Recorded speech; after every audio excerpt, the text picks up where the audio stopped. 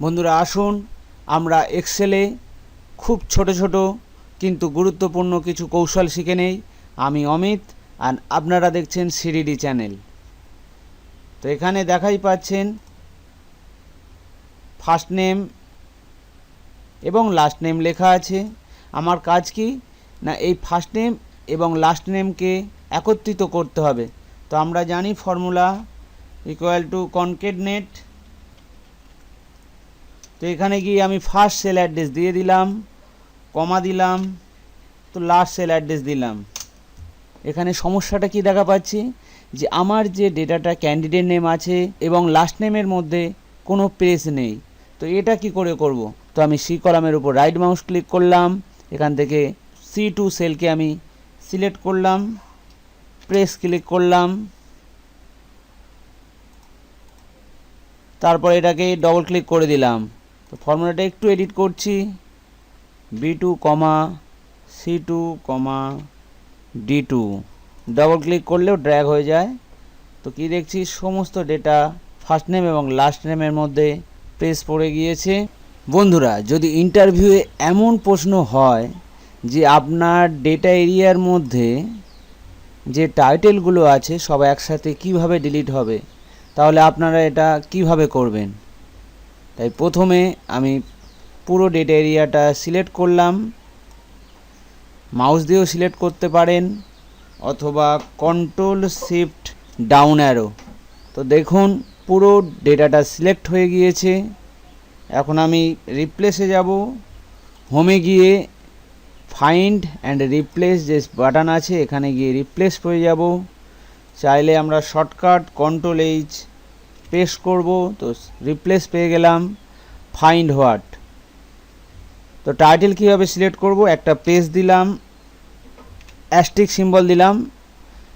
অ্যাস্টিক সিম্বলের মানে হচ্ছে আপনার পেজ দেওয়ার পর থেকে সমস্ত ডেটা এরিয়া সিলেক্ট হয়ে যাবে।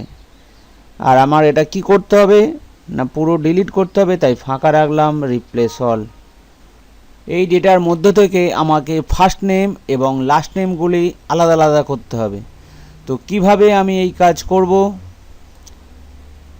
আমি এখানে গিয়ে শুধু নামটা লিখে দেব প্রথম ডেটা এন্ট্রির, সেই প্রথম ডেটা টাইটেলটা লিখে দেব।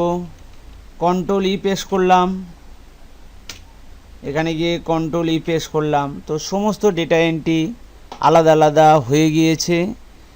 যদি অফিস 2007 থাকে সেই ক্ষেত্রে কিন্তু এই কৌশল হবে না। আপার ভার্সন হলে সব কম্পিউটারেই এই কৌশল কাজ করবে। মাইক্রোসফট এক্সেলে কোনো ডেটাকে প্রিন্ট আউট করা কিন্তু খুব বড় সমস্যা, কিন্তু আমরা যদি একটু অ্যাডভান্স লেভেলে জেনে যাই তাহলে সেটা কোনো সমস্যা নয়।